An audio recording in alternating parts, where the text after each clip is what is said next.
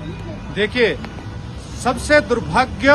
इस बात का है कि हिमाचल प्रदेश जहां पे 98% हिंदू रहते हैं, और दुर्भाग्य इस बात का कि ये सचिवालय के सामने, और दुर्भाग्य इस बात का कि हर बारी टारगेट हिंदू, दुर्भाग्य इस बात का कि जब भी किसी को दिखाया जाता है नीचा दिखाने के लिए हिंदुओं को प्रेरित किया जाता है, हिंदुओं के देवताओं को आगे ले आया जाता है। मैं पूछना चाहता हूं कि ये मानसिकता इस राजनीतिक दल की हो, चाहे इस राजनीतिक दल द्वारा बैठाया गया एक मेयर की हो, वो मेयर किस प्रकार से काम कर रहे हैं कि ये हमारे आराध्य श्री प्रभु श्री राम जी की फोटो इन्होंने आज किस प्रकार से लगाई गई है। ये कौन लोग हैं, कौन क्या, या इन लोगों को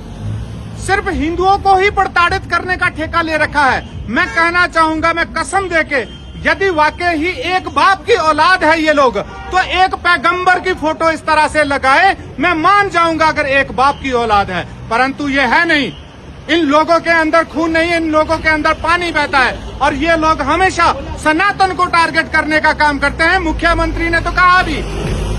और मुख्यमंत्री जी के तो सामने है। दुर्भाग्य की बात यह है कि वो आज बिहार में झूठ के पुलिंदे, झूठ के बड़े बड़े महल बनाने जा रहे हैं, परंतु सत्य उनके दरवाजे के बाहर है, उसको कभी नहीं दिखाएंगे, क्योंकि शायद उन लोगों को दिखाने के लिए रखा है, या हिंदुओं को टारगेट करने के लिए दिखाने के लिए रखा है कि जो मैंने कहा था कि मैंने सनातन की विचारधारा को हराया है। देखिए, तुम्हारे श्री राम प्रभु को भी मैंने दरवाजे के सामने कूड़े के ढेर के पास रखा है। क्या हमारे श्री राम प्रभु कूड़ा के ढेर के पास रहने वाले हैं?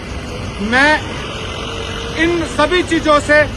मैं क्या, पूरा समाज, पूरा हिंदू इन सभी से आहत है। सरकार, पुलिस अगर इस पे कार्रवाई नहीं करती तो शिमला की सड़कें जाम होगी, और एक हफ्ते के अंदर, अगर हमें 3 दिन के अंदर अगर हमें FIR यहाँ से नहीं मिलती तो शिमला की सड़कें जाम भी की जाएगी, ये पोस्टर भी हटेंगे, और जो कल्प्रिट है, जो इसमें दोषी है, चाहे उसमें खुद मेयर हो चाहे सरकार हो, क्योंकि यदि मैं इस पोस्टर को फाड़ने की अगर चेष्टा रखूंगा तो मेरे ऊपर PDP एक्ट लगेगा, क्योंकि सरकारी संपत्ति है। तो सरकार के विरोध में भी इसमें एक्शन किया जाए। परंतु मुझे जब पुलिस की कार्यशैली पे ऊपर बात आती है तो दुर्भाग्य से ये कहना पड़ रहा है कि ये सरकारें जो सत्ता में यहाँ पे बैठी है, ये वही सरकारें हैं जो पूरे भारत का,